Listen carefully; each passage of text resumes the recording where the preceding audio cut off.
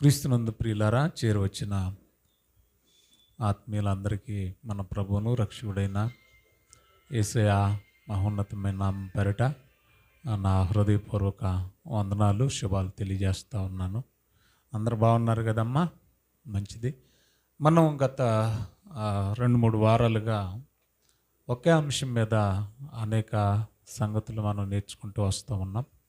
అందులో భాగంగానే ఈ వారం కూడా ఒక అమూల్యమైన విషయాన్ని నేర్చుకోవడానికి ప్రయత్నపడదాం. లూకా సువార్త 18వ అధ్యాయము 8వ వచనాన్ని మనం టెక్స్ట్గా మూలవాక్యంగా తీసుకొని ధ్యానం చేస్తూ ఉన్నాం. దయచేసి అందరూ బైబిల్లో ఓపెన్ చేయండి.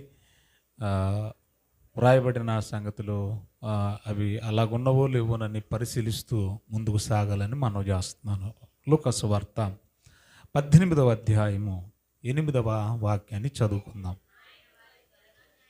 న్యాయం తీర్చును వారి విషయమే కదా ఆయన దీర్ఘశాంతము చూపుచున్నాడని మీతో చెప్పుచున్నాను. అయినను యేసు ప్రభు రెండో రాకడలో వచ్చినప్పుడు ఆయన భూమి మీద విశ్వాసము కనుగొనునా. సో ఇది మూలవాక్యంగా మనం తీసుకుని గత 2-3 వారాలుగా చారిత్రకపరమైన అనేక సంగతులు మనం నేర్చుకుంటూ వాటిని మన జీవితాలకు అన్వయించుకుంటూ ఉన్నాం. మొదటి 2 ఎపిసోడ్లు వచ్చిన వాళ్ళకి అర్థం అవుతుంది ఈ వచ్చిన భావం ఏంటి. ఈ వచ్చిన భావం అంటే యేసు ప్రభు రెండో రాకల్లో భూమి మీద వచ్చే సమయానికి అసలు విశ్వాసులు ఉండరని కాదు, అసలు విశ్వాసులు ఉండరు అని కాదు. మరి ఏంటి దీని భావం అని అంటే క్రింద పుట్టినట్లు మనం చదువుకున్నాం. ఆ విశ్వాసం అనే పదం ఉందా అంటే ఆ రకమైన విశ్వాసం. ఈ విశ్వాసాల్లో రకాలు ఉన్నాయా అని అడగొచ్చు మీరు. ఉన్నాయని బైబిలే చెప్తుంది. ఏమండి, యేసు ప్రభు అన్నాడు ఏమని? అల్ప విశ్వాసులారా అన్నాడు. ఏ విశ్వాసులు? శిష్యులతో అన్నాడు, ఈ కొండను మీరు వెళ్ళి నడి సముద్రంలో పడమంటే పడుతుంది, మీకు విశ్వాసం తక్కువ ఉంది. అల్ప అంటే విశ్వాసం అంటే ఆ విశ్వాసం అంటే అల్ప విశ్వాసం, స్వల్ప విశ్వాసం, బలహీనమైన విశ్వాసం, బలమైన విశ్వాసం కదా. కనుక ఆ విశ్వాసుల్ని అంటే బైబిల్లో ఉందా ఆ విశ్వాసం భక్తులకి? యేసు ప్రభు వచ్చే సమయానికి ఉన్న విశ్వాసులు నన్ను కూడా కలుపుకొని చెప్తున్నా, మనలాంటి వాళ్ళు ఉంటూ ఉండొచ్చు, వారం క్రైస్తవులు, నామకార్థ క్రైస్తవులు విశ్వాసులుగా. కానీ బైబిల్లో ఉన్న ఆ రకమైన విశ్వాసులు కనుగొందున అన్నాడంటే ఖచ్చితంగా అది అనుమానాస్పదమైన విషయమే. ఎందుకంటే రూతుల్ని మనం బైబిల్లోనే చూస్తున్నాం, దావీదుల్ని బైబిల్లోనే చూస్తున్నాం కదా, మోషేల్ని బైబిల్లోనే చూస్తూ ఉన్నాం, అబ్రహాముల్ని బైబిల్లోనే చూస్తూ ఉన్నాం. కానీ భూమి మీద ఈ కాలంలో కనబడ్డంలా. యేసు ప్రభు రెండో రాకడలో ఇంకేముంటుంది చెప్పండి. కనుక హోషేకున్న విశ్వాసం ఏంటో నేను మీతో పంచుకున్నాను. యెహెజ్కేలుకున్న విశ్వాసం, ఆ విశ్వాసం ఏంటో నేను మీతో పంచుకున్నాను. వాళ్ళ భక్తి జీవితం ఏంటో మీతో పంచుకున్నాను. ఈరోజు కూడా ఒక అద్భుతమైన పుస్తకాన్ని మనం ప్రారంభిద్దాం. అయితే ముగిద్దాం, లేదంటే నెక్స్ట్ వీక్ కంటిన్యూ చేద్దాం. దానియేలు గ్రంథాన్ని ఓపెన్ చేద్దాం అందరం. సో దానియేలు గారి యొక్క జీవిత చరిత్ర, దానియేలు గారికి ఉన్న ఆ విశ్వాసం ఎంత గొప్పదో కొన్ని మాటలు మనం నేర్చుకోవడానికి ప్రయత్నపడదాం. దానియేలు గ్రంథం అని నేను అనగానే మీ అందరికీ బహుశా ఒకవేళ అనిపించవచ్చు మనసులో ఏమనంటే, దానియేలు చరిత్ర మనకు తెలియదేముందండి. దానియేలు అనగానే దానియేలు గ్రంథంలో శద్రకు, మేషకు, అభిజ్ఞగు ఉంటారు. వాళ్ళని తీసుకెళ్ళి నెబుకద్నెజరు మంటల్లో వేసాడు, నిప్పుల్లో వేసాడు. కానీ వాళ్ళకి ఏం అవ్వలేదు, వేసిన వాళ్ళు కాలిపోయారు కదా. ఏదో ఒక బంగారు ప్రతిమంట దూరాన్ని మైదానంలో నిలబెట్టారంట, దాని భావమంట, ఇలాంటివి అనమాట కదా. మెన్ని టెకేలు పార్షినని గోడ మీద వచ్చి ఏళ్ళు రాసేసిందంట. దాని అర్థం ఏంటంటే నెబుకద్నెజరు నీ రాజ్యం ఊడిపోతుంది, తదుపరి రాజ్యం అయిన మాదీయ పారసిక రాజ్యం ఏలుబడిలోకి వస్తుంది, దర్యావేశ పాలనలోకి వస్తాడు. ఇలాంటివి మనం వినుంటాం. కానీ నేను అవేవి టచ్ చేయను. ఎందుకు నేను ఈ మాటలు చెప్తున్నానంటే ఇంకా తర్వాత ఇంకా బాగా మనకు దానియేలు అనగానే సింహాల గుహ ఇవి గుర్తుకొస్తాయి. నేను ఈ మాటలను ఎందుకు చెప్తున్నానంటే మాకు తెలిసిందే కదా అనే అపోహలో నుంచి బయటికి రండి ముందు, అప్పుడు బాగా అర్థం అవుతుంది. తెలిసినవే కదా ఏం చెప్తాడో ఈ గారు, ఈ కథలుగా మేము చిన్నప్పటి నుంచి విన్నాం అనే ఊహల్లో నుంచి బయటికి రండి. దానియేలు మొట్టమొదటిగా అసలు బైబిల్లో ఎంతమంది దానియేలు ఉన్నారో తెలియాలి మనకి. అర్థమైందా? బైబిల్లో ఎంతమంది దానియేలు అనే నామము పేరు కలిగిన వాళ్ళు ఉన్నారో తెలియాలి. నా పరిశీలనలో నాకు తెలిసి 3 ఉన్నారు. దానియేలు ఎంతమంది ఉన్నారు చెప్పండి? మీకు తెలుసా? నిజం చెప్పండి.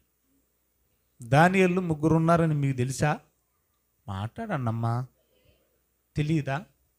సరే, ఎంతమంది ఉన్నారు ఒకసారి బైబిల్లో చూద్దాం. నంబర్ 1 సమూయేలు 2వ గ్రంథం 3వ అధ్యాయము 3వ వచనం. సమూయేలు 2వ గ్రంథం 3వ అధ్యాయము 3వ వచనాన్ని ఒకసారి చూద్దాం బైబిల్లో. ఏమ్మా? కిల్యాబు అనే రెండోవాడు కర్మేలీయుడగు నాబాలు భార్య అయిన అబీగయీలు వలన పుట్టినవాడు. మూడవ వాడైన అబ్షాలోము ఎవరట? గెషూరు రాజుకు తల్మై కుమార్తెయగు మైకా వలన పుట్టెను. చాలండి. ఇప్పుడు ఈ వచనాన్ని చదవంగానే నాబాలు భార్య అయిన అబీగయీలుకి పుట్టినవాడు ఎవరి వలన? కన్నదెవరు? లేడీ అబీగయీలు. మరి అబీగయీలు ఎవరి ద్వారా ఈ కిల్యాబును కన్నది? కిల్యాబేనా బైబిల్లో ఉంది? 3వ వచనంలో ఏముంది? కిల్యాబును అబీగయీలు కన్నది. ఎవరి ద్వారా? ఏ పురుషుని ద్వారా కన్నది? పైనుంచి చదవాలి. 2వ వచనం. హెబ్రోనులో దావీదునకు పుట్టిన కుమారులు ఎవరనగా, బాగా వినాలి, హెబ్రోన్లో దావీదుకు పుట్టిన పిల్లలట. ఎవరంటే వాళ్ళు అమ్నోను అను అతని జ్యేష్ఠపుత్రుడు యజ్రయేలీయురాలగు అహీనోయమునకు పుట్టెను. పెద్ద కొడుకు ఎవరు పుట్టారు? అహీనోయము అనే ఆవిడ ద్వారా అన్నాడు. బాగా వినాలి. ఆయన పేరేంటంట? ఇప్పుడే కదా మనం చదువుకున్నాము, జ్యేష్ఠపుత్రుడు అంట. ఆయన పేరేంటంట? అమ్నోను. దావీదు అహీనోయమునకు పుట్టిన కుమారుడు ఎవరు? పెద్దోడు అమ్నోను. వెంటనే చూడండి, కిల్యాబు అనే రెండోవాడు కర్మేలీయుడకు నాబాలు భార్య అయిన అబీగయీలు వలన పుట్టెను. ఇప్పుడు మళ్ళీ అడుగుతున్న ప్రశ్న, ఈ అబీగయీలుకు పుట్టిన ఈ కిల్యాబు ఎవరి ద్వారా పుట్టాడు? నాబాలు ద్వారానా, లేదంటే దావీదు గారి ద్వారానా?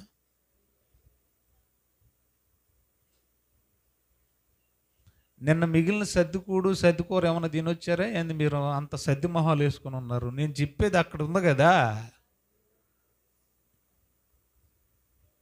ఎంత క్లియర్గా ఉంది అక్కడ. దావీదుకు పెద్ద కొడుకు పుట్టాడు. ఎవరి ద్వారా? అమ్నోను పుట్టాడు. అహీనోయము అని వ్రాయబడింది ఆ లేడీ. తర్వాత రెండోవాడు ఎవరట? దావీదుకు పుట్టిన రెండోవాడు ఎవరట? కిల్యాబు. ఈ కిల్యాబు ఎవరికి పుట్టాడు అని అంటే నాబాలు భార్య అయిన, అంటే ఏం చేశాడు చెప్పండి? నాబాలు చరిత్ర వినలేదా మీరు? ఏం చేశాడు? అబీగయీలను తీసుకు తెచ్చుకున్నాడా? తీసుకు తెచ్చుకున్న తర్వాత ఈ అబీగయీలు దావీదుకు పుట్టిన కొడుకు పేరే చెప్పండి అమ్మా? కిల్యాబు. కిల్యాబు అనేది మరో పేరు. అసలు పేరేంటి ఇప్పుడు చూద్దాం. దావీదు రెండో కొడుకు ఎవరు చెప్పండి ఇప్పుడు? ఇందు మూలంగా కిల్యాబు. అబీగయీలుకు పుట్టిన కిల్యాబు. ఆ కిల్యాబుకి మరో పేరు ఏంటో ఇప్పుడు మనం చూద్దాం. దినవృత్తాంతాల మొదటి గ్రంథం 3వ అధ్యాయం మొదటి వచనం. దినవృత్తాంతాల మొదటి గ్రంథం 3వ అధ్యాయం, అందరు బైబిల్ చూడాలి జాగ్రత్తగా. మొదటి వచనం, దావీదునకు హెబ్రోనులో పుట్టిన కుమారులు ఎవరనగా, ఇందాక అదే కదా టచ్ చేసాం, అక్కడ హెబ్రోన్లోనే కదా.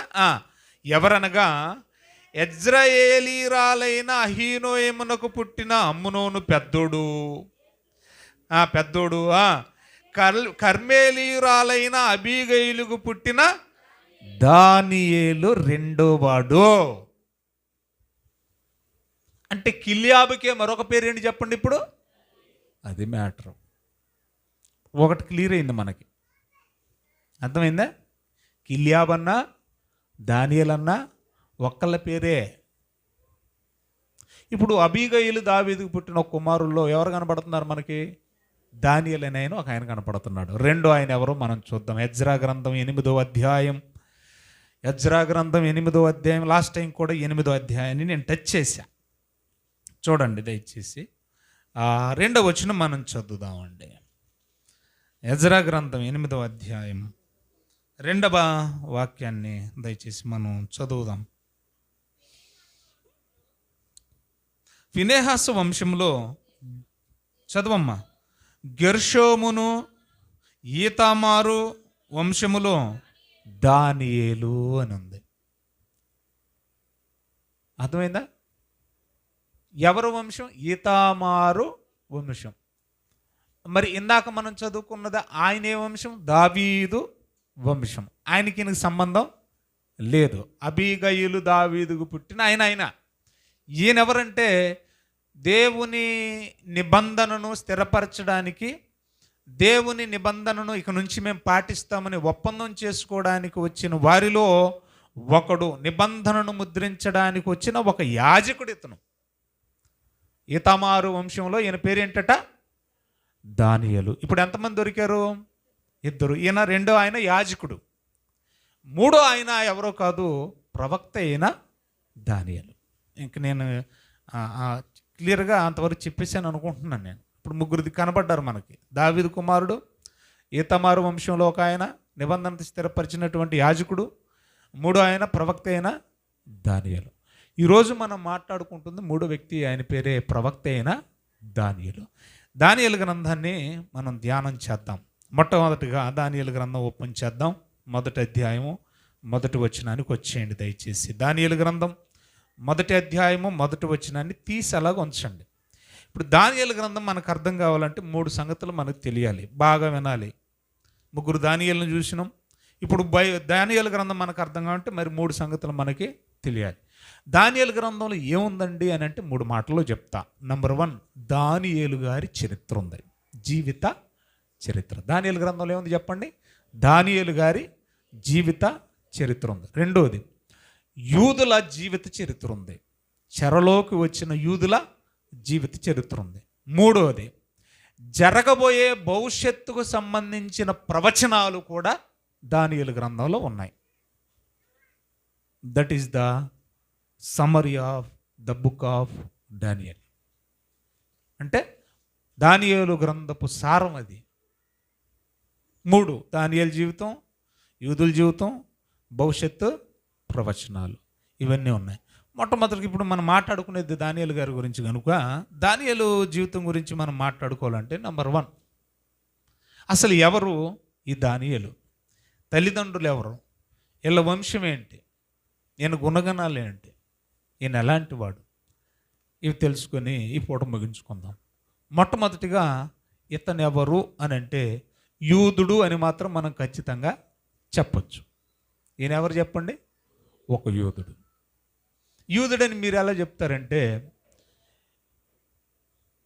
యెరూషలేము మీద పడి దండెత్తి యూదులందరిని కూడా చెరలోకి తీసుకొచ్చాడు నెబుకద్నెజరు అని మనం మొదటి 2 అధ్యాయాల్లోనే మనం చదువుతాం.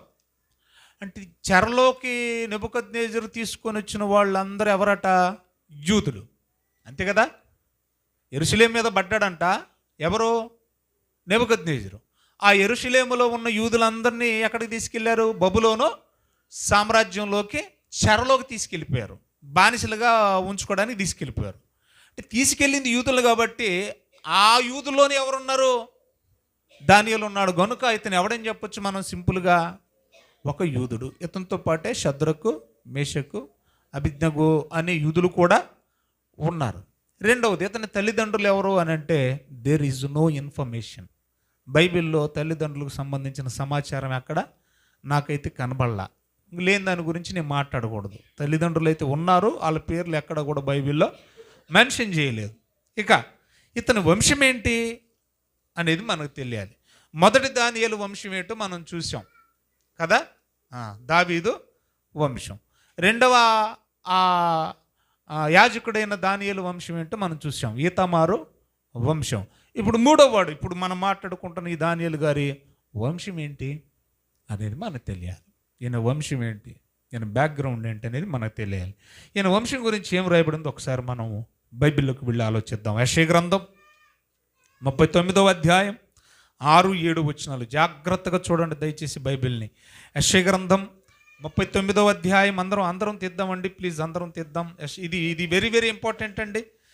39వ అధ్యాయము 6-7 వచనాలు మనం చదువుదాం. రాబోవు దినములలో ఏమీయూ మిగలకుండా నీ ఇంటనున్న సమస్తమును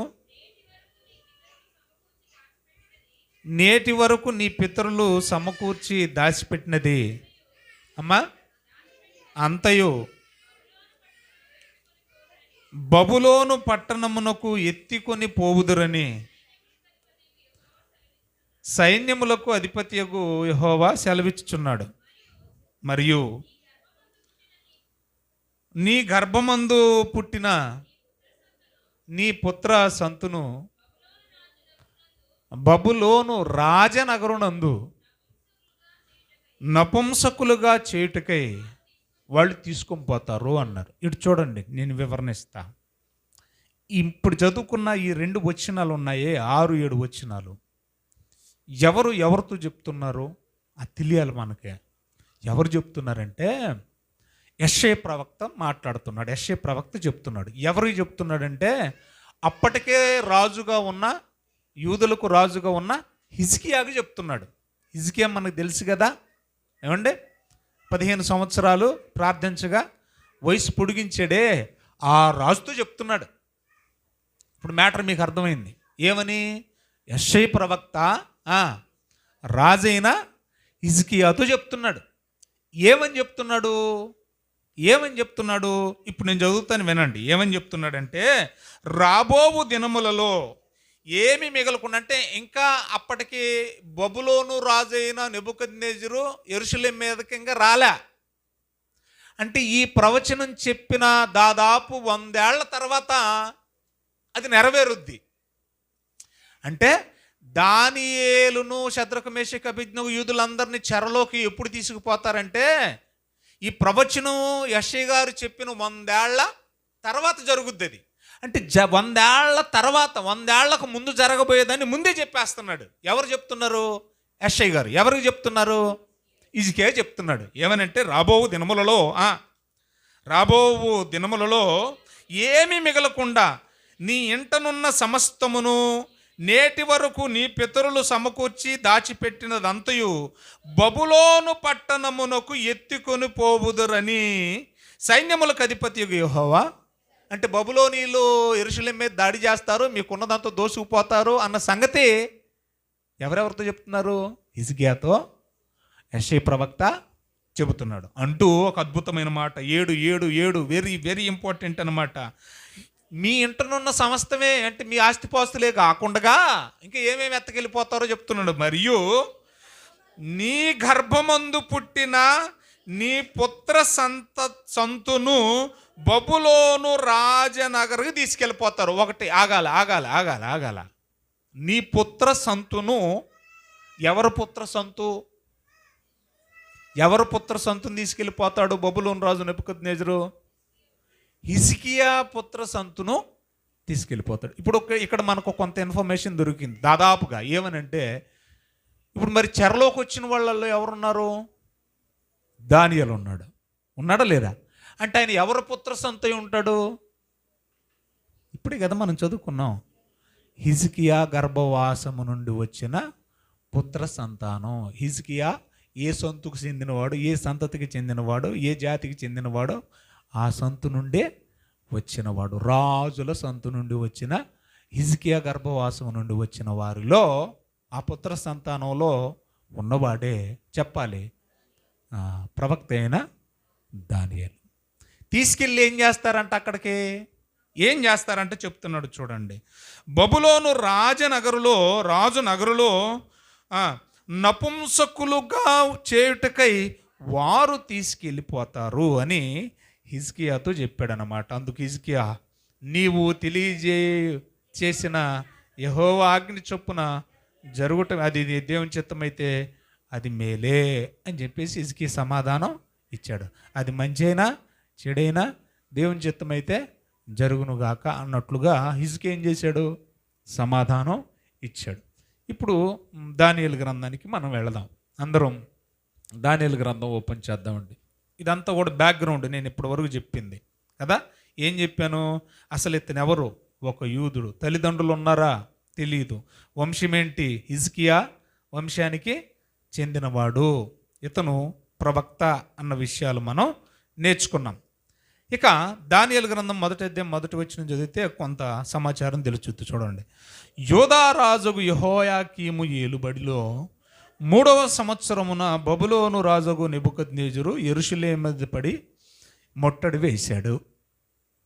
ఇప్పుడు ప్రవక్త అయిన యెషయా ఎప్పుడు చెప్పాడు? ఇది జరక్క మునుపు 100 ఏళ్ల ముందే చెప్పాడు. ఏమని చెప్పాడు హిజ్కియాకి? నీ సంతతి వారిని బబులోనీలు వచ్చి తీసుకెళ్ళిపోతారు అని.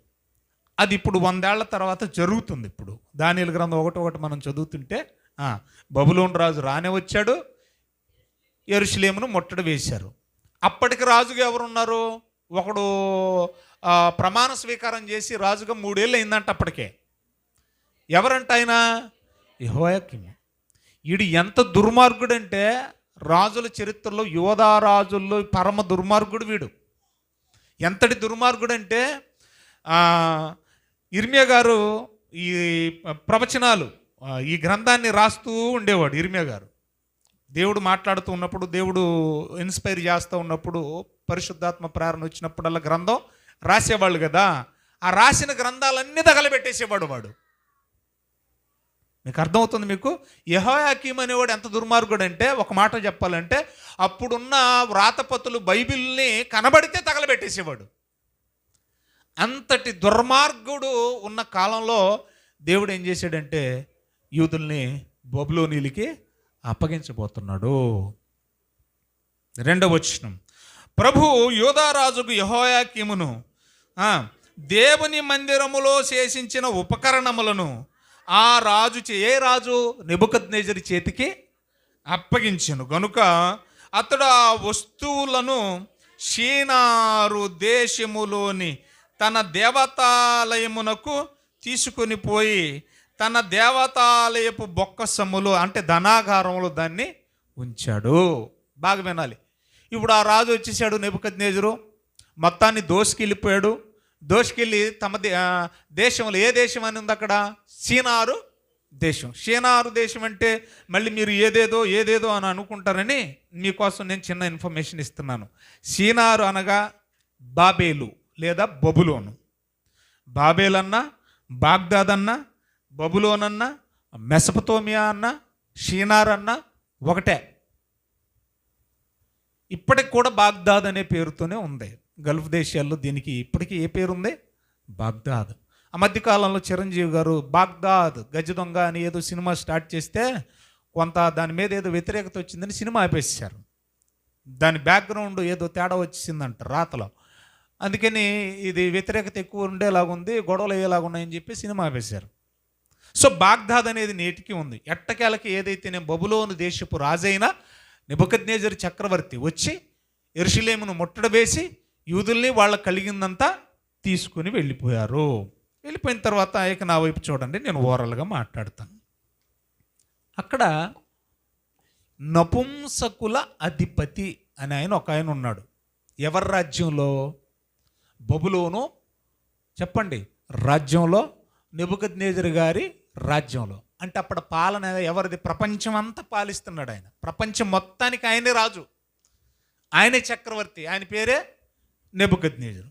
ఇప్పుడు ప్రభుత్వం ఎవరిది? నెబుకద్నెజరుది. పాలన ఎవరిది? బబులోనీయులది. చెరలో ఎవరున్నారు? యూదులు ఉన్నారు. అప్పుడు ఈ నపుంసకులకు అధిపతి అయిన బైబిల్లో నేను ఇప్పుడు చూపిస్తాను. హష్పనజు అనే పేరు కనపడుద్ది మనకి. ఆయన పేరేంటి? హస్పెనజు అనే పేరు కనపడుద్ది. అంటే నపుంసకులు అనగానే మీరు ఇక్కడ అలా రోడ్ల మీద కనపడేవాళ్ళు, ప్లాట్ఫారాల మీద కనపడేవాళ్ళు, ట్రైన్లలో కనపడేవాళ్ళు, లేదంటే ఆ చెక్ పోస్టుల దగ్గర, సిగ్నల్స్ దగ్గర భిక్షాటం చేసేవాళ్ళు అని అనుకోకండి. నపుంసకులు అంటే చాలా రకాలు ఉన్నారు. పుట్టుకతో నపుంసకులుగా పుట్టిన వారు ఉన్నారు, తెలుసా? వాళ్ళకి యవ్వన వయసు వచ్చేంత వరకు వాళ్ళకి ఫీలింగ్స్, ఆ హావభావాలు తెలిసేంత వరకు వాళ్ళు నపుంసకులు అన్న సంగతి వాళ్ళకే తెలియదు. వాళ్ళు పుట్టుకతోనే ఎవరో తెలుసా? నపుంసకులు. మరి కొంతమంది ఏం చేస్తారంటే, ఏమండి, బతుకు తెరువు కోసం వేసి వేసి బతికేవాళ్ళు. వాళ్ళు ఏ అవయవ మార్పిడి చేసుకోరు, కానీ చీర కట్టేసుకొని, గడ్డం గీసేసుకొని, మిసాలు గీసేసుకొని, జుట్టు పెంచుకొని, విగ్గు పెట్టుకొని భిక్షాటం చేసేవాళ్ళు.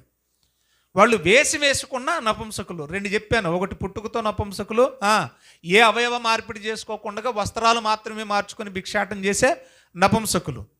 మూడవ రకం ఎవరంటే అవయవాలు మార్చుకుంటారు. వాళ్ళు అవయవాలు మార్చేసుకొని పూర్తిగా స్త్రీ రూపంలో ఉండడానికి ఇష్టపడి దాన్ని ఏమంటారు, వాళ్ళ వాళ్ళ వాళ్ళ సంఘంలో, నపుంసకుల సంఘం ఉంటుంది కదా, హిజ్రాల సంఘం ఉంటుంది కదా, అందులో చేరిపోయి శాశ్వతంగా అందులో నుండి చచ్చిపోయే రకం అన్నమాట. ముగ్గురు వెళ్ళు అవయవాలు మార్చుకొని. ఇక నాలుగోది ఇప్పుడు మనకు తెలియాల్సింది ఏంటంటే, వీళ్ళనే ఎస్తేరు గ్రంథంలో కూడా మనం చూస్తాం, షంఢులు అని కూడా పిలిచారు. అంటే ఎవరు వీళ్ళు అని అంటే, పేరుకు నపుంసకులు, కానీ వీళ్ళు ఏ అవయవాలు మార్చుకోరు. అలాగని వీళ్ళు చీర కట్టేసుకోరు. వినాలి బాగా. అంటే పై వస్త్రం మారదు, ఏ అవయవాలు కూడా మార్పిడి చేసుకోరు.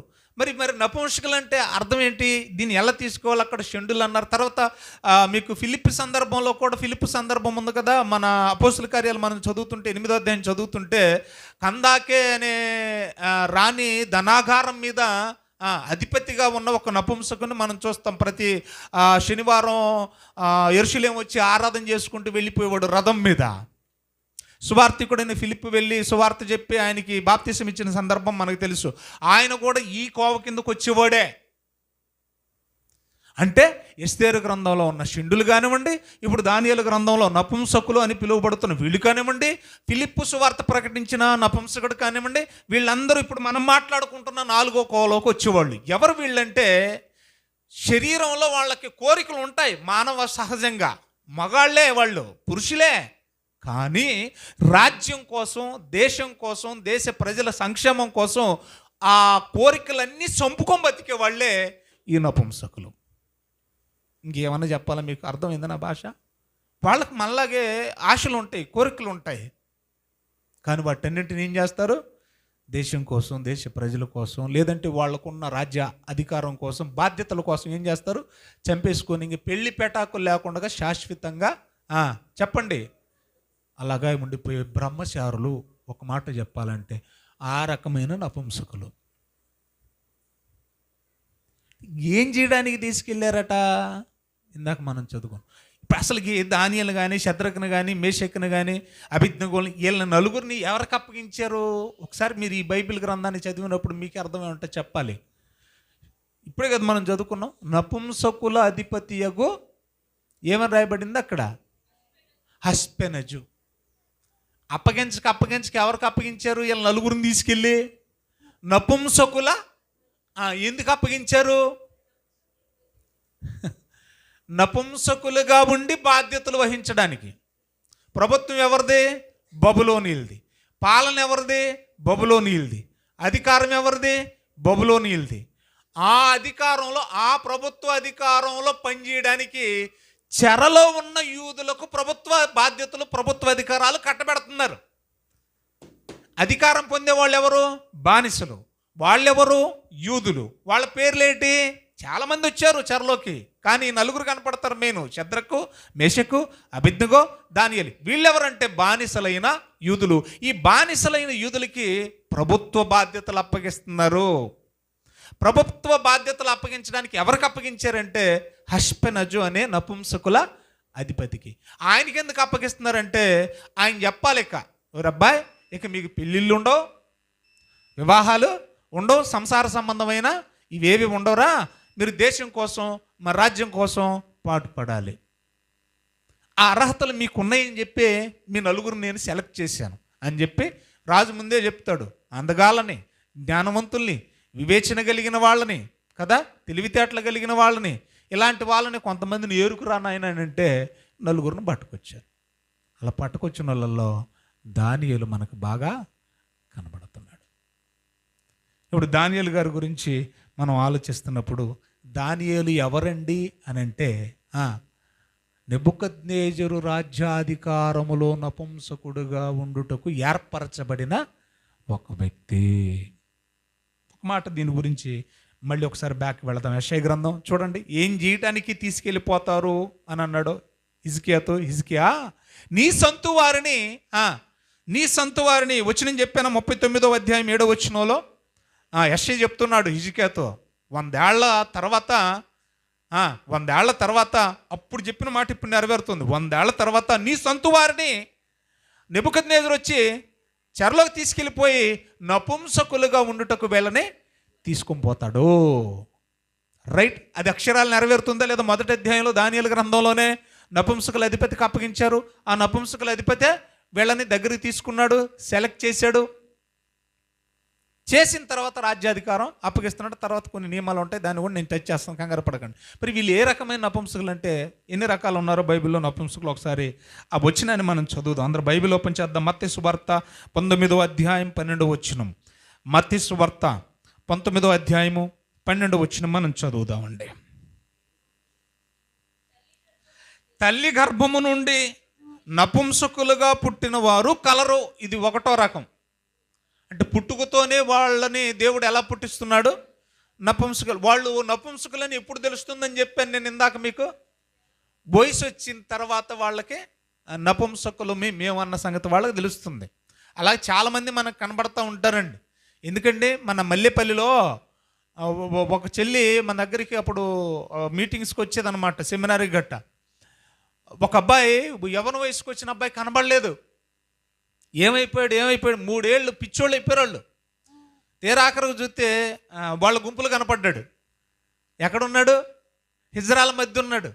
ఎందుకురా అలాగ వెళ్ళిపోయాడు అని అంటే వాడికి ఆ వయసు వచ్చిన దాకా వాడు నపుంసకుడు అన్న సంగతి వాడికి అర్థం కాల. వాడు పుట్టుకతోనే నపుంసకుడు. ఇది ఒక రకం అంట. రెండో చూడండి దయచేసి. మనుషుల వలన నపుంసకులుగా చేయబడిన వారు కలరు. అంటే ఎలాగా మనుషులుగా అంటే ఏమండి? ఒకటి అవయవాలు మార్చుకోవచ్చు, లేదంటే వేషనైనా మార్చుకొని ఉండొచ్చు. తామంతట తామైతే నపుంసకులు కాదు, మనుషుల వలన నపుంసకులు చేయబడి. తర్వాత ఏమన్నాడు చూడండి. రాజ్యము నిమిత్తము తమ్మును తామే నపుంసకులుగా చేసుకుని వారు కలరు. ఈ మాటను అంగీకరించగలవాడు బుర్ర ఉంటే అర్థం చేసుకుంటాడు అనేసాడు. అర్థమవుతుందా? పౌలు గారు కూడా దేవుని రాజ్యం కోసం తను ఏం చేసుకున్నాడు? వివాహం చేసుకోలేదు. అలాగా ఇప్పుడు ఆ జాబితాలో, ఆ రకమైన జాబితాలో ఉన్నవారి షద్రకు, మేషకు, అబేద్నెగో, దానియేలు. ఇప్పుడు దానియేలు గ్రంథానికి వెళుతున్నాం. ఊరబ్బాయి మీరు అందంగా ఉన్నారా? తర్వాత మేము అనుకున్న క్వాలిఫికేషన్ మీకున్నాయి కాబట్టి మిమ్మల్ని సెలెక్ట్ చేస్తున్నాను అని చెప్పి మరి నపుంసకుల అధిపతి అయిన ఆయన పేరేమని చెప్పాను నేను మీకు? హష్పెనజ్ చెప్పాడు. హష్పెనజ్ ఏం మాట్లాడుతున్నాడో ఒకసారి మనం విందాం దయచేసి. అందరు బైబిల్ ఓపెన్ చేయండి. 4వ వచనం. రాజు హష్పెనజు అను తన నపుంసకుల అధిపతిని పిలిపించి నెబుకద్నెజరు హష్పెనజ్గా ఆజ్ఞాపిస్తున్నాడు. ఇశ్రాయేలు రాజవంశములో ముఖ్యులై. ఇక్కడ ఇంకొక మాట కూడా మనకు తెలియాలి. అంటే ఈ నలుగురు కూడా ఎవరై ఉంటారు? ఇశ్రాయేలు రాజవంశీకులు. ఏ వంశీకులు వీళ్ళు? వాళ్ళ వంశమే రాజుల వంశం అంట. మరి ఇందాక మనం చదువుకున్నాం కదా, యెషయా గ్రంథంలో ఆయన చెప్పిన ప్రవచనం ఏంటి? హిజ్కియాతో చెప్తున్నాడు, నీ సొంతని. హిజ్కియా ఎవరు మాట్లాడండి? రాజు. హిజ్కియా రాజు అయితే ఆయన సంతానం నుండి వచ్చిన వాళ్ళు ఎవరు అవుతారు? రాజులే అవుతారు. కాబట్టి చెప్తున్నాడు, రాజవంశంలో కూడా ముఖ్యులై లోపము లేని. దానియేలు ఎలా అంటాడు? బాగా నోటిచ్చేయండి. దానియేలు ఎలా అంటాడు? ఇక్కడ చెప్తున్నాడా, లోపము లేనివాడు, సౌందర్యవంతుడు, సకల విద్య ప్రవీణత గలవాడు, జ్ఞానం గలవాడు, తత్వజ్ఞానం గలవాడు, ఇలాంటి వాళ్ళయ్యుండి రాజనగరునందు దగిన కొందరు బాలురను రప్పించి మన దేశపు విద్యను, భాషను, సంస్కృతిని వాళ్ళకి నేర్పించండి. ఇప్పుడు ఈ దానియేలుకున్న ఈ క్వాలిఫికేషన్లు ఏదైనా ఒకటి ఉందా మనకి? ఒకటి కోత అంతా ఉందా? ఏమైనా ఏమేమి ఉన్నాయంట? అందగాడు, సౌందర్యం అంటే అన్నమే కదా. సకల విద్యా ప్రవీణత గలవాడట. ఏంటట? సకల విద్య. స్త్రీలారా, మీకు తెలిసిన విద్య ఏంటి చెప్పండి? వంట వండటం ఒక విద్య కాదా? మాట్లాడండి. ఇల్లు తొడవడం విద్య కాదా? బట్టలు ఉతకడం విద్య కాదా? మీకు వచ్చిన సకల విద్యలు ఏమిటి? భరతనాట్యం చేయగలరా?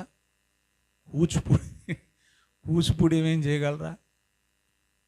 భర్తల మీద దెబ్బలాడడం కూడా ఒక విద్య, కళే. అది కూడా కళ. అమ్మ తల్లికి నమస్కారం. ఏ కళ? దెబ్బలాట అనేది కూడా ఒక కళే. సకల విద్యలంటే నవరసాలట.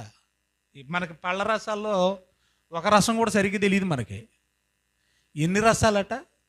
హాస్యం అనేది ఒక రసం అట, రౌద్రం అనేది ఒక రసం అట, కోపం అనేది ఒక రసం. ఇలాగ ఎన్ని ఉన్నాయట మొత్తం? అవి రసాలు. ఈ విద్యలు నేను చెప్పేది సకల విద్యలు అంటే ఎన్ని ఉన్నాయి విద్యలు? మన లోకల్ మనం అనుకుంటాం కదా, కోటి విద్యలు అంటే ఎన్నున్నాయి విద్యలు? దాదాపు అన్నీ తెలిసిన వాడు. మరి ఇప్పుడు నన్ను ప్రశ్నించవచ్చు, మరి బాలురు అని ఉంది కదండి, ఎవరట? దానియేలు ఎవరట? బాలురు అని ఉంది కదా. మరి బాలుడికి అన్ని విద్యలు ఎక్కడి నుంచి వచ్చేస్తాయండి? అందగాడంటే పోనీలేండి, పాల బుక్కలు వేసుకొని అందంగా నీలాడతాడు అనుకోవచ్చు. ఇప్పుడు బాలుడికి సకల విద్యలు ఎలాగొస్తాయండి? బాలుడు అనే పాలు తాగేవాడు కాదు. బాలురు, బాలికలు అనేది అది లింగాన్ని సూచించేది అంతే. బాలురు, బాలికలు అనేది స్త్రీ, పురుషుడు అన్నట్లుగా అది లింగాన్ని సూచించేది. పుంలింగం, స్త్రీలింగం, నపుంసకలింగం అని మనం చిన్నప్పుడు తెలుగులో చదువుకునేవాళ్ళం కదా. అలాగ లింగాన్ని సూచించేది అంతే తప్ప యవనస్తుడే. దానియేలు ఎవరు? బాలుడైన యవనస్తుడు. అర్థమవుతుంది మీకు? రైట్. ఇవన్నీ ఉన్నాయి. తర్వాత సెలెక్ట్ చేశారు, రాజనగర్లో తీసుకెళ్లారు. బాధ్యతలన్నీ అప్పగించడానికి ముందు 3 సంవత్సరాలు పర్యవేక్షణలో పెట్టండి అన్నాడు. ఎన్ని సంవత్సరాలు ట్రైనింగ్ ఇవ్వాలంట? మన కల్దీయుల భాష వీళ్ళకి నేర్పించండి, మన కల్దీయుల విద్యను వీళ్ళకి నేర్పించండి, మన కల్దీయుల కల్చర్ వీళ్ళకి నేర్పించండి అని. ఎన్ని సంవత్సరాలు? 3 ఏళ్ళు ఈ హస్బెనజ్ చేతికి అప్పగించారు. ఈ 3 ఏళ్లలో స్టార్టింగ్లోనే పెట్టేశారు పెద్ద పరీక్ష. ఏమని అని అంటే, రబ్బాయ్ 10 రోజులు రాజభోజనమే చేయాలన్నారట. ఎన్ని రోజులు చెప్పండి? 10 రోజులు రాజభోజనమే చేయాలన్నారు. అప్పుడు దానియేలు అన్నాడు, మేము తినవండి అనేసాడు.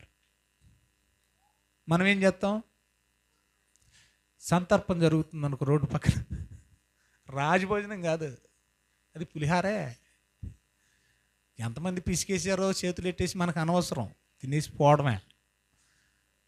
బుద్ధన్న అవి తినేస్తాం మనం. అంటే మన గురించి, నా గురించి కూడా చెప్తున్నానండి ఓపెన్గా. వీళ్ళని రాజభోజనం చేయమని ఏమన్నారు వీళ్ళు? వద్దు. ఏమైంది? ఎందుకు అలాగా? దీని గురించి పొలమంట రకరకాల కామెంటరీస్ రాశారు, రకరకాలుగా రాశారు. ఏమి లేదండి, సింపుల్ ఒక మాటలో తెగేసాను నేను మీకు. యూదులు అన్న ఇశ్రాయేలీలు అన్న ఒకటే గుర్తుపెట్టుకోండి. ఈ యూదులు లేదా ఇశ్రాయేలీలకి కొన్ని ఆహార నియమాలు ఉన్నాయి. అవి కాండాల్లో మీరు చదవండి, మీకు అర్థమవుతాయి. తినదగినవి, తిన తగనివి. దేవుడు ఏం చేస్తాడు? ఇశ్రాయేలీయులైన ప్రజలకి కొన్ని తినే ఉన్నాయి, కొన్ని తినకూడనివి ఉన్నాయి. అంటే తినకూడనివి తింటే ఏమైపోతారు?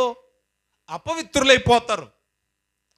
సో ఈ తలకాయ పూటంతా ఎందుకులేని చెప్పేసి, అయ్యా మా భగవంతుడు మా దేవుడు మాకు కొన్ని ఆహార నియమాలు పెట్టాడు. రాజభోజనం అనగానే ఆ భోజన బల్ల మీదకి రకరకాల పదార్థాలు వస్తాయి. మీరు తినమంటే మేము కొన్ని తినలేని ఉంటాయి. కాబట్టి వాటిని తిని మా జీవితాలను మేము మలినం చేసుకోవడం మాకు ఇష్టం లేదు అంటే, ఒరే బాబు మీకు గ్లామర్ తగ్గిపోద్దురా, గ్లో తక్కువైపోద్దురా కదా. గ్లో అంటే ఏమంటారు? ఏమ్మా, షైనింగ్గా, సౌందర్యంలో మీరు షైనింగ్గా కనిపించర్రా. ఇప్పుడు గ్లో కోసం సబ్బులు వచ్చినాయి, గ్లో కోసం జెల్లు వచ్చినాయి, గ్లో కోసం ఆయింట్మెంట్లు వచ్చినాయి, నల్లోళ్ళని తెల్లంగా చేసేస్తున్నారు. కాబట్టి మీరు తినాల్సిందంటే దయచేసి ఒక్క విషయంలో మమ్మల్ని ఎక్స్క్యూజ్ చేయండి. ఒక వారం రోజుల పాటు మాకు ఏమంటారు శాఖధాన్యాలు అంటే ఏమేంటి? సజ్జలు అయ్యే కదా, మొలకెత్తిన గింజలే అంటారు కదా. మంతిని సత్యనారాయణ డైట్ చూసారా? మాకు ఒక వారం రోజులు మంచిని సత్యనారాయణ డైట్ ఎట్టండి. ఎవరు అంటున్నారు? దానియేలు గారు. ఒకవేళ మేమంత షైనింగ్గా నీకు అనిపించకపోతే అప్పుడు నువ్వు చెప్పినట్టు చేద్దాంలే అని అన్నారు. డైటింగ్ చేశారు, అందరికంటే అందంగా చెప్పండి కనిపించారు. మనం కొంచెం అందం ఉంటేనే మనల్ని ఎవరు అట్టుకోరు. అందరికంటే అందగాడంటే ఇంక ఆలోచనలు ఎలా ఉంటాయో ఒకసారి ఆలోచించండి. యవనస్తుడు అందగాడు, కానీ ఆయన గురించి మనం మాట్లాడుకోవాలంటే బైబిల్ చరిత్రలో ఒక్కొక్కరికి ఒక్కొక్క స్పాట్ మనకు కనబడుతుంది. Even the king of David, దావీదుకు కూడా మచ్చ ఉంది. దావీదుకు సైతం ఏముంది? ఏలెత్తి చూపించడానికి మచ్చ ఉంది. ఏమని? బత్షెబా విషయంలో తప్ప అనే పదాన్ని ఎంత గొప్పగా, ఎంత యథార్థవంతుడు, హృదయానుసారుడు, ఇష్టడైన మనుషుడు, గాడిదకుంటే ఎన్ని చెప్పినా కూడా కింద ఏం కనపడుతుంది? కానీ యవనస్తుడైన ఈ దానియేలుని వేలెత్తి చూపించడానికి అక్కడ మచ్చ మచ్చ అంటించడానికి అది పెళ్లి కుదురుకో పెళ్లి కొడుకు దిష్టి చొక్క పెట్టినట్టు ఈయనకి చెడ్డోడు అని మచ్చ ముద్ర వేయడానికి రాజులు, మంత్రులు కలబడిపోయారండి. ఎలాగైతేనే వీడికి మచ్చ లేకపోయినా వీడికి ఏం పెట్టాలి? మనం మచ్చట్టాలని. అదే కదా జరిగింది. అసలు ఏం తప్పు చేశాడని ఆయన తీసుకెళ్లి సింహాల గుహలో వేశారు, మచ్చేశారు. వాస్తవానికి ఆయన ఏ తప్పు చేయలా. ఆయన గురించి మాట్లాడుతుంటే ఆశ్చర్యం అనిపిస్తుంది. మచ్చలేని మహనీయుడు ఎవరు? దానియేలు. నేను ఇక విస్తరించి మాట్లాడను. ఒక అద్భుతమైన మాట చెప్పి నేను త్వరగా ముగిస్తాను. దయచేసి అందరూ బైబిల్ని ఓపెన్ చేద్దాం. అందరూ బైబిల్ని ఓపెన్ చేద్దాం. యెహెజ్కేలు గ్రంథం 14వ అధ్యాయం 14వ వచనం తీసి నా వైపు చూడండి, చదవకండి. యెహెజ్కేలు గ్రంథం 14వ అధ్యాయము 14వ వచనం తీశారా? మరి నా వైపు చూస్తలేదు మీరు. నిన్నంత తడిసి ఈకలన్నీ ఊడిపోయినాయి. ఉన్నది 4. పొద్దున్న నుంచి రాత్రి రోజు తడుతూనే ఉన్నాం అలాగా. సరే, ఇప్పుడు ఏ గ్రంథం తీశారు మీరు? ఈ యెహెజ్కేలు దానియేలు సమకాలికుడు. బాగా వినాలి. యెహెజ్కేలు ఎవరు? దానియేలు సమకాలికుడు. అనుకుందాం, కొంచెంసేపు మనం అనుకుందాం. ఏమనంటే ఇప్పుడు అన్నయ్య, సువార్తరాజు అన్నయ్య అంటే నాకంటూ కొంత అన్నయ్య పెద్దోడై ఉండొచ్చు, అయినా మేమిద్దరం ఒకే ఏజ్ గ్రూప్ అనుకుందాం. ఇప్పుడు అన్నయ్య దానియేలు అయితే నేను యెహెజ్కేలు అనుకుందాం. మీకు అర్థం కావడానికి చెప్తున్నా, మేము అంత గొప్పలం కాదులే కానీ ఎగ్జాంపుల్కి చెప్తున్నా. ఇప్పుడు నేను అన్నయ్య గురించి చెప్తున్నా, నా సమకాలికుడే కదా, మేమిద్దరం ఒకే కాలంలో ఉన్నోళ్ళం, ఒకే కాలంలో బ్రతికినోళ్ళం. కాబట్టి యెహెజ్కేలు అని నేను దానియేలు అనే అన్నయ్య గురించి చెప్తున్నా. ఏమని చెప్తున్నానో చూడండి ఒకసారి, అక్కడ చదవండి. ఇప్పుడు 14వ అధ్యాయము 14 వచ్చిన అందరు తీయాలి. 14 అందరు తీయాలి. 14 అందరు తీయాలి. నోవాహు, దానియేలు, యోబు ముగ్గురు అనేసాడు. బాగా వినండి. నోవాహు, దానియేలు, యోబు ఈ ముగ్గురు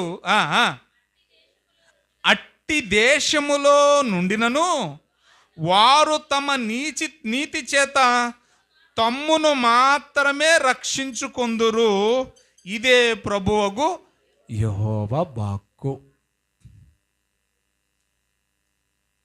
ఏమర్థమైంది మీకు? మామూలుగా అడుగుతున్నా, మీకేం అర్థమైంది చెప్పండి, నాకు అర్థమైంది చెప్తాను. ఎవరితో పోల్చాడండి? ఇప్పుడు మనం చదువుకుంటుంది యెహెజ్కేలు గారు చెబుతున్న మాటేగా. యెహెజ్కేలు గారు ఎవరి గురించి మాట్లాడుతున్నారు? యెహెజ్కేలు దానియేలు సమకాలికుడేగా, రైట్. ఇప్పుడు యెహెజ్కేలు అని నేను ఒకవేళ నోవాహు గురించి మాట్లాడానంటే అర్థం ఉంది, బాగా వినాలి. ఇప్పుడు యెహెజ్కేలు అని నేను మాట్లాడుతున్నా, ఎవరి గురించి మాట్లాడుతున్నా? నోవాహు గారి గురించి మాట్లాడుతున్నా. దానికి అర్థం ఉంది, ఎందుకంటే ఆయన ఆల్రెడీ బ్రతికి చనిపోయాడు. కాబట్టి ఆయన యథార్థత ఏంటో, ఆయన నీతి ఏంటో, ఆయన భక్తి ఏంటో, ఆయన విశ్వాసం ఏంటో ఆది కాండంలో ఉంది కాబట్టి, ఆల్రెడీ ఉంది కాబట్టి, బ్రతికి చచ్చిపోయాడు కాబట్టి ఆయన గురించి నేను గొప్పగా మాట్లాడితే అర్థం ఉంది.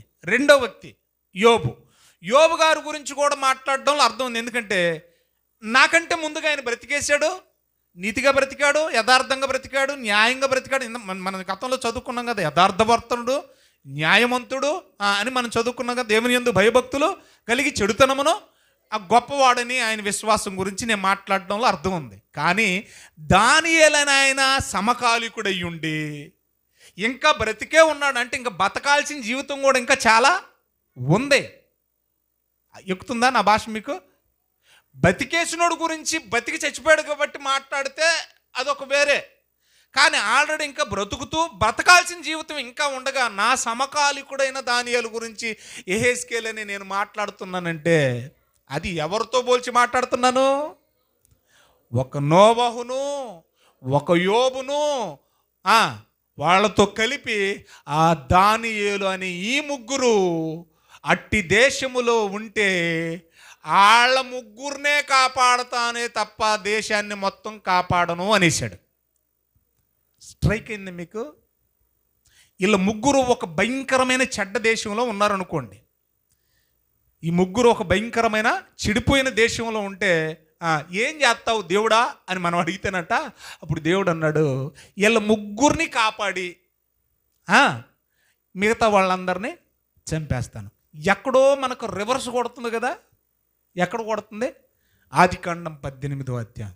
అబ్రహాం ప్రశ్నించాడు, దేవా 50 మంది నీతిమంతులు ఉంటే, 40 మంది ఉంటే, 30 మంది ఉంటే, ఆఖరికి 5గురున్న కాపాడతావా? కాపాడతాను నాయన, ఉంటే కాపాడతాను నాయన అన్నాడు. ఇక్కడేమంటున్నాడు? ఏమండి, అక్కడ ఉంటే ఆ సొదొమ గొమొర్రాలో ఉన్నందరినీ కాపాడతానన్నాడు. ఇక్కడేమంటున్నాడు? వీళ్ళ ముగ్గురిని రక్షించి ఉన్నోళ్ళందరినీ చంపేస్తానంటున్నాడు. అంత రివర్స్లో ఉంది కదా. ఏమర్థం అవుతుంది మనకి? దానియేలుని నోవహుతోనూ మరియు యోబుతో పోల్చి చెబుతున్నాడంటే వాళ్ళ విశ్వాస పరిమాణం ఎంత గొప్పదో. అసలు నోవహుకున్న విశ్వాసం ఏంటి? ఆకాశము నుండి అప్పటికి వర్షమే పడలేదు, కానీ దేవుడు జలప్రవాహాన్ని రప్పిస్తున్నాడంటే ఓడను సిద్ధం చేసుకున్న విశ్వాసం ఎవరిదే చెప్పండి? నోవహు. యోబు విశ్వాసం ఏంటి? 10 మంది పిల్లలు చచ్చిపోయినా డబల్ ఇస్తాడు దేవుడు. ఆస్తి మొత్తం కోల్పోయినా డబల్ ఫోల్డ్ ఇస్తాడు దేవుడు, రెండింతలు ఇస్తాడనే విశ్వాసం యెహోవా ఇచ్చును. మనకుంటుందా విశ్వాసం? సత్యాలే నా కొడుకు, ఆడు కాకపోతే ఇంకొక ఇద్దరిని ఇస్తాడు.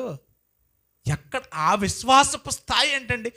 ఎవరి విశ్వాసపు స్థాయితో దానియేలును పోలుస్తున్నాడు మీరు ఆలోచించండి. నోవహు విశ్వాసపు స్థాయి ఎక్కడ? యోబు విశ్వాసపు స్థాయి ఎక్కడ?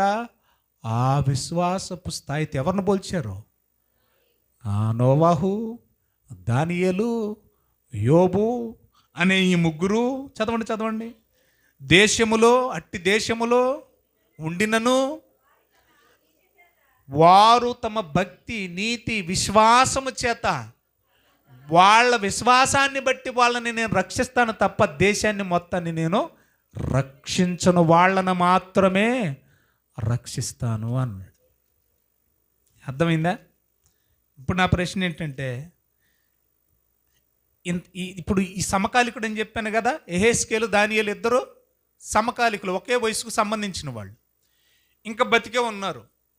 అంత గొప్ప వాళ్ళ విశ్వాసంతో పోల్చాడు కదా యెహెజ్కేలు. ఆ తర్వాత తప్పిపోతే నేను మంచినీళ్ళు తాగుతాను, ఆలోచించి. ఇంకా బతకాల్సిన జీవితం ఉంది కదా దానియేలు. కానీ యెహెజ్కేలు ఏం చేశాడు?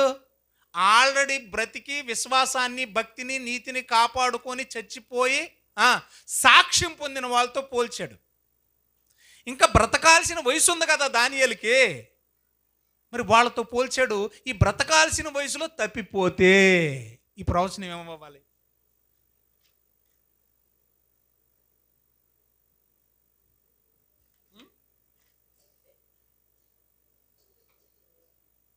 తప్పిపోడు. దేవునికి స్తోత్రం చెబుదాం. బ్రతకాల్సిన జీవితంలో కూడా దానియేలు తప్పిపోడు అన్న నమ్మకం ఎవరికుందో తెలుసా? దేవుడికి ఉంది. కాబట్టి దేవుడు యెహెజ్కేలుతో చెప్పించేశాడు. మన పిల్లల మీదే మనకు నమ్మకం ఉండదు.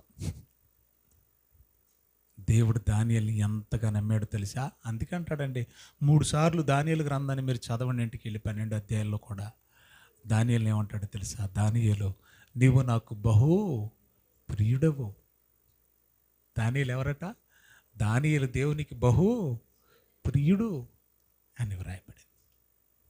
ఇప్పుడు నా పాయింట్ ఏంటంటే, అసలు ఎలాంటి దేశములో ఉండి కూడా మచ్చ తెచ్చుకోకుండా, తప్పు వేయబడకుండా, పాపం చేయకుండా బ్రతికాడు దానియేలు.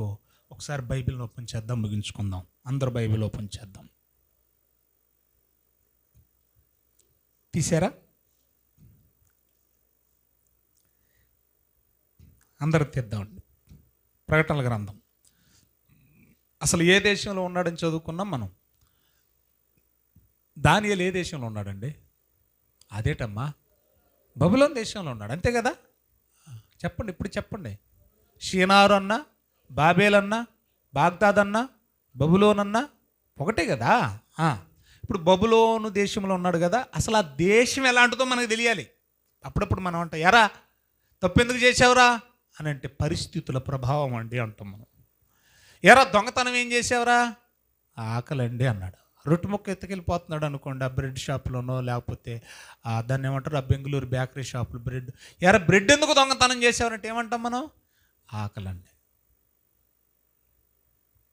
అంటే దొంగతనం ఆకలి వల్ల చేశాడు. అలాగే మనం రకరకాల కారణాలు చెప్తామండి. ఎందుకురా చెడిపోయావంటే, నా సర్కిల్ మంచిది కాదండి, అందుకే నేను చెడిపోయాను అంటాం.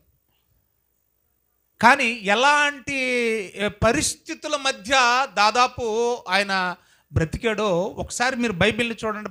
బబులోన్ అంటే ఎలాంటి దేశం అది? అదేమన్నా మంచిదా? మనం ఎప్పుడు సొదొమ గొమొర్రా దానికి అంటే చెడు అనగానే మనం ఏది సంకేతంగా చూపిస్తాం? సొదొమ గొమొర్రా బాబోయ్, పాపిష్టి దేశం అండి, దుష్ట దేశం అండి, వ్యభిచార దేశం అండి అని మనం చెప్తాం. కానీ బబులోను ఎలాంటి దేశమో తెలుసా? దానియేలు అప్పటికున్న బబులోని దేశం ఎలాంటి దేశంలో ఉండి ఎలా బతికాడో తెలుసా? అది చదవండి దయచేసి. 18వ అధ్యాయం 2వ వచనం, ప్రకటనల గ్రంథం 18వ అధ్యాయం 2వ వచనం. అతడు గొప్ప స్వరముతో ఆర్భాటించి ఇట్లా, నేను మహాబబులోను ఏమైందట? కూలిపోయాను.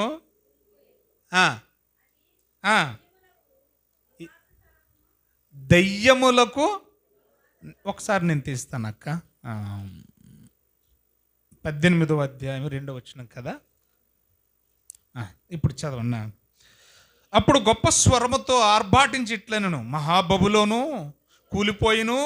కూలిపోయిను, అది దయ్యములకు నివాస స్థలమును, ప్రతి అపవిత్రాత్మకు ఉనికి పట్టును, అపవిత్రమును అసహ్యమును నైనా ప్రతి పక్షికి ఉనికి పట్టు ఆయను. తర్వాత చూడండి ఇంకా, ఎలా అనగా సమస్తమైన జనములు మహోద్రేకముతో కూడిన దాని వ్యభిచార మద్యమును త్రాగి పడిపోయిరి, భూరాజులు సైతం దానితో వ్యభిచరించిరి, భూలోకమందలి వర్తకులు దాని సుఖభోగముల యందు ధనికులైరి అని వ్రాయబడింది.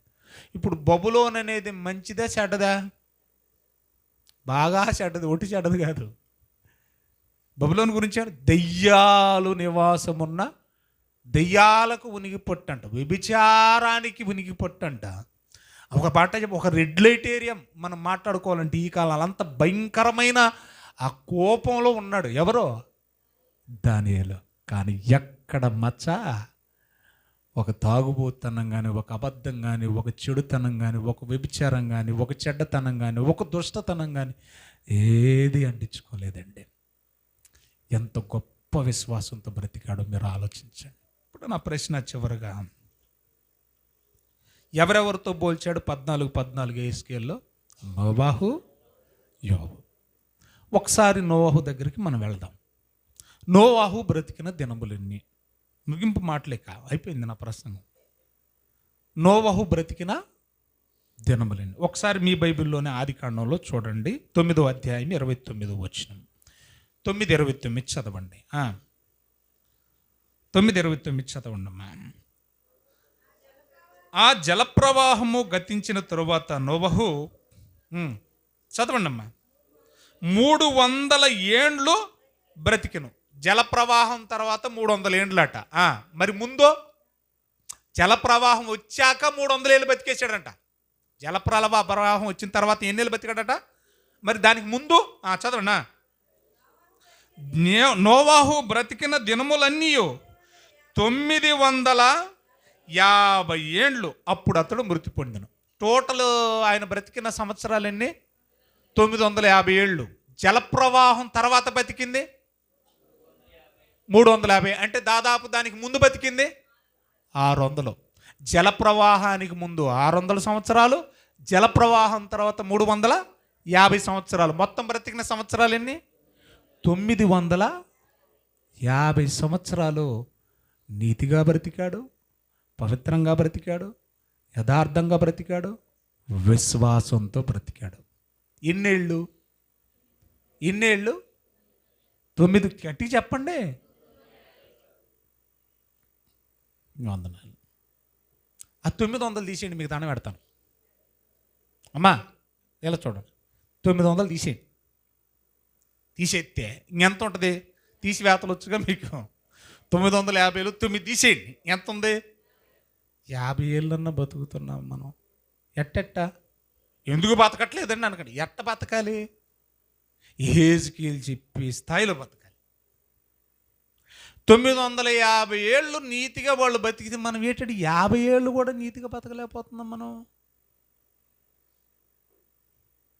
మరి యోబు సంగతే? యోబు గ్రంథం చివరి అధ్యాయం చివరి వచనం. యోబు గ్రంథం చివరి అధ్యాయం చివరి వచనంలో ఏముందో చూడండి. అటు తర్వాత ఇటు తర్వాత అది తెలియాలి కదా. అటు తర్వాత అంటే ఇందాక ఒకటి వచ్చింది మనకు. అక్కడ ఏంటది? జలప్రవాహం అయ్యాక 350 ఏళ్ళు. మరి రాకముందో 600. అలాగే ఎక్కడేమన్నాడు? అటు తర్వాత అంటే ఇటు తర్వాత ఆయనకు శ్రమలు సంభవించిన తరువాత. అంటే ఆయనకి శ్రమలకు ముందు అనేది ఇంకా కౌంట్ చేయలే. అటు తర్వాత అంటే శ్రమలు సంభవించిన తరువాత, శ్రమలు సంభవించి దేవుడు 2 అంతలు దీవించిన తరువాత 140 ఏళ్ళు బతికాడు. ఎన్నేళ్ళు బ్రతికాడు చెప్పండి? కనీసం దానికి ముందు ఒక 100 వేసుకోండి. ఎందుకంటే మరి 10 మంది పిల్లలు కనేసాడంటే 100 ఏళ్ళైనా లేకుండా ఉంటాయా? 100 వేసుకోండి. మామూలుగా అనుకుందాం. మొత్తానికి ఏంటి? దాదాపుగా 200, ఒక 50 ఏళ్ళు వేసుకోండి. ఉరామారిగా, ఉజ్జాయింపుగా, అప్రాక్సిమేట్గా 250 ఏళ్ళు యథార్థంగా బ్రతికాడంట. 250 ఏళ్ళు నీతిగా బ్రతికాడంట, భక్తిగా బ్రతికాడంట, విశ్వాసంగా బ్రతికాడంట. ఆ 200 తీసేయండి, ఆ 900 తీసేయండి, ఈ 200 కూడా తీసేయండి. కనీసం 50 ఏళ్ళన్నా మనం నిజమైన విశ్వాసంతో బ్రతుకుతున్నావా? యథార్థంగా బ్రతుకుతున్నామా? పరిశుద్ధంగా బ్రతుకుతున్నావా? నీతిగా బ్రతుకుతున్నావా? బ్రతక్క ముందే బ్రతుకుతాడని వ్రాయించిన చరిత్ర ఎవరిదే? దానియేలు గారిది. మనల్ని నమ్మేలాగున్నాడు దేవుడు చెప్పండి. కనుక ప్రియమైన దేవుని వర్లారా, చెబుతా పోతే తెల్లారిపోద్ది. దయ్యాలు, వ్యభిచారం, మద్యం ఏరులై పారుతున్న అలాంటి పాపిష్టి దేశంలో ఉన్నాడు. విశ్వాసాన్ని ఎక్కడా విడిచిపెట్టలేదు. ఆ విశ్వాసం, ఆ భక్తి జీవితం దానియేలు లాంటోళ్ళు ఇంకా బ్రతక ముందే, బ్రతుకు ఉండగానే, జీవితం ఉండగానే ఒక నోవహు లాంటి ముత్తాతలతో, ఒక యోబు లాంటి తాత ముత్తాతలతో పోల్చి అలాంటి విశ్వాసం గలవాడు ఈ దానియేలు అని చెప్పే స్థాయి దానియేలు గారిదే. అలాంటి విశ్వాసుల్ని నేను రెండో రాకల్లో భూమి మీదకి వచ్చినప్పుడు నేను కనుగొందునా అన్నాడు. మిగతా భాగం దైవ చిత్తం అయితే వచ్చే వారం మాట్లాడుకుందాం. కళ్ళు మూసుకొని తల్ల వంచండి, ప్రార్థన చేసుకుందాం.